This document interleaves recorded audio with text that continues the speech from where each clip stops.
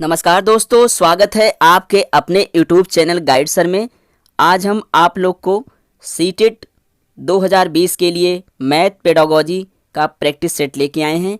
इसमें हम आप लोग को 10 महत्वपूर्ण मैथ पेडागोजी के प्रश्न पर हम चर्चा करेंगे, जिसमें से पहला प्रश्न आपके सामने है, अधिगम गणित के पक्षों में सम्मिलित नहीं है। तो इस प्रश्न का सही उत्तर होगा, कौन सा पक्ष सम्मिलित नहीं है? विकासात्मक पक्ष। तो अधिगम गणित कहें या गणित अधिगम के पक्षों में सम्मिलित नहीं है, क्या? विकासात्मक पक्ष, जिसका ऑप्शन नंबर ए सही है। यानी कि गणित अधिगम की बात आती है तो गणित एक ऐसा विषय है जिसे हम लोग व्यवहारिक पक्ष रूप से समझ सकते हैं। प्रकारात्मक पक्ष, जिसे वैज्ञानिक दृष्टिकोण कहा जाता है, इसके अंतर्गत भी गणित को अधिगम किया जा सकता है।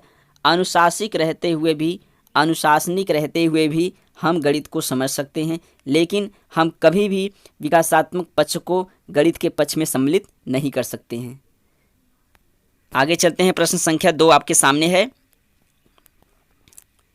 कक्षा 1 से 5 तक गणित की विषय वस्तु के लिए सामाजिक, सांस्कृतिक एवं राजनीतिक बिंदुओं में कौन सा सम्मिलित नहीं है? इस प्रश्न का सही उत्तर है परंपरागत प्रकरणों का अनुकूलन।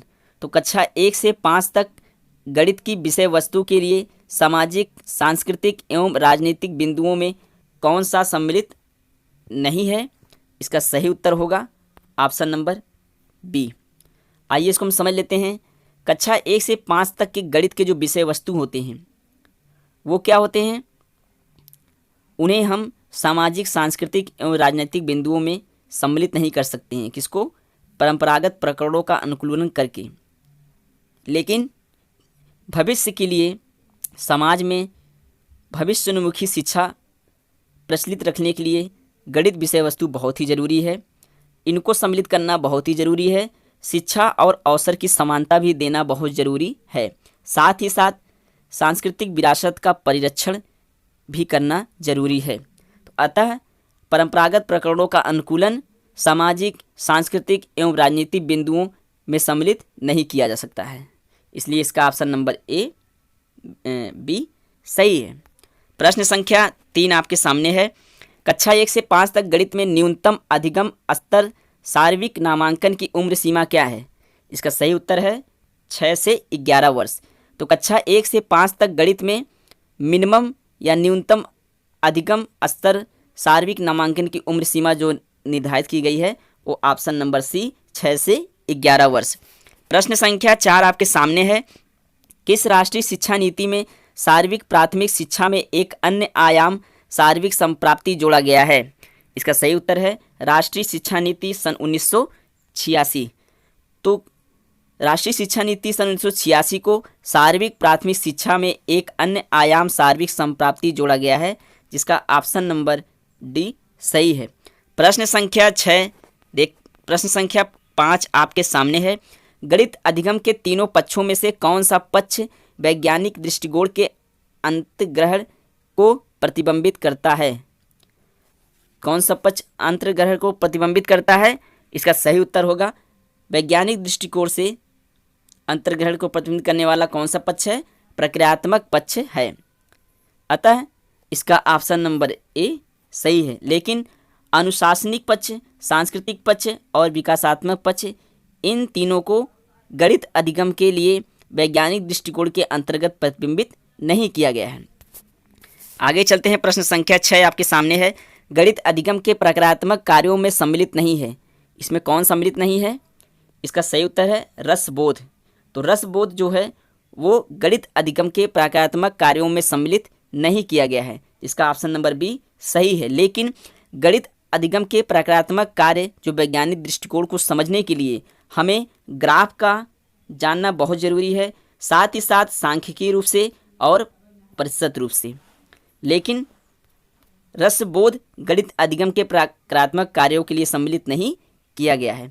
प्रश्न संख्या 7 आपके सामने है। गणित के शिक्षण में इकाई आयोजना में कितनी प्रक्रियाएं शामिल हैं? इसमें कितनी प्रक्रियाएं शामिल हैं? 2। तो गणित के शिक्षण में इकाई आयोजना में कितनी प्रक्रियाएं शामिल की गई हैं? जिसका ऑप्शन नंबर बी सही है। पहला क्या है? अनुक्रमण है, पहला क्या है, अनुक्रमण है, और हमारा जो दूसरा है वो क्या है, चयन है। तो अनुक्रमण मतलब क्या होता है, बच्चों के प्रभावी, ठीक, बच्चों के प्रभावी, अधिक सुनिश्चित और उनके केंद्र बिंदु को सम्मिलित करना। कौन से केंद्र बिंदु को, उनके जो विषय के अनुसार उनको परिचित कराना। किसके माध्यम से, जो हमारे शिक्षक होते हैं, अध्यापक होते हैं, वो क्या करते हैं, गणित की शिक्षा को या उसको सिखाने का जो अनुक्रमण होता है वो उनके द्वारा किया जाता है। और चयन भी क्या है, चयन अगर गणित का अधिगम किसी व्यक्ति को सही रूप से अनुक्रमित हो या उन्हें समझ में आए तो वो लोग उसको चयन करने में भी तैयार रहते हैं। प्रश्न संख्या 8 आपके सामने है। कक्षा 1 से 5 तक न्यूनतम अधिगम स्तर की पहचान के लिए सन 1990 में मानव संसाधन विकास मंत्रालय भारत सरकार द्वारा किसकी अध्यक्षता में एक समिति गठित की गई।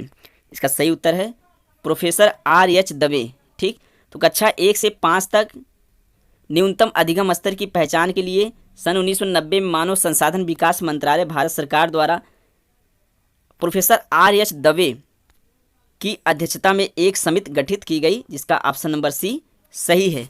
प्रश्न संख्या 9 आपके सामने है। इकाई आयोजना शिक्षकों के लिए उपयोगी है। क्या उपयोगी है, जिसमें पहला है मानव समय और संसाधनों का उचित प्रबंधन करता है, शिक्षार्थियों की प्रगति का मूल्यांकन करता है, विविध संकल्पनाओं के शिक्षण का व्यवस्थित एवं संतुलित करता है। अतः इसमें से प्रश्न संख्या 7 आपके सामने है। गणित के शिक्षण में इकाई आयोजना में कितनी प्रक्रियाएं शामिल हैं।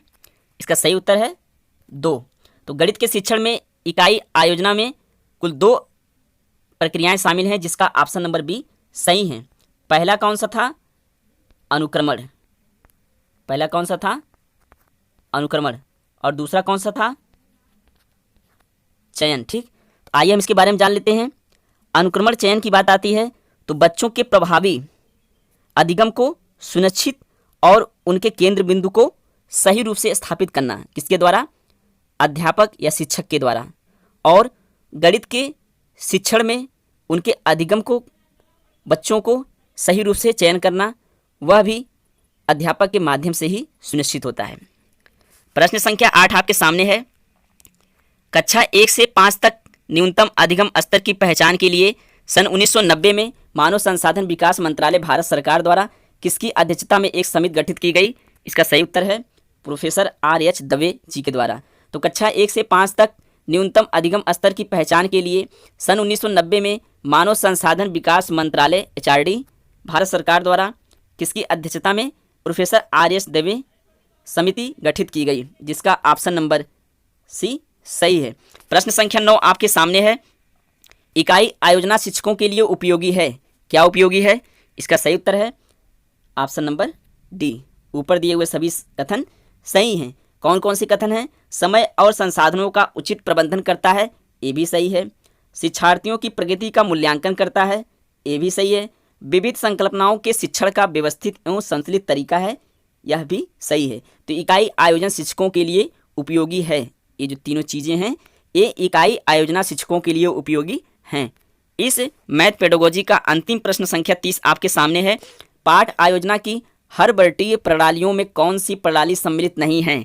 इस प्रश्न का सही उत्तर है उद्देश्य प्रणाली। तो पाठ आयोजना की हर वर्गीय प्रणालियों में उद्देश्य प्रणाली सम्मिलित नहीं है, जिसका ऑप्शन नंबर डी सही है। लेकिन अगर प्रस्तावना की बात करें, प्रस्तुतिकरण की बात करें और सहचर्य की बात करें तो यह पाठ आयोजना की हर वर्गीय प्रणालियों में सम्मिलित हैं, लेकिन उद्देश्य प्रणाली को सम्मिलित नहीं किया गया है। तो थैंक्स फॉर वॉचिंग वीडियो। हमारे चैनल गाइड सर को लाइक करें और सब्सक्राइब करें। Thank you.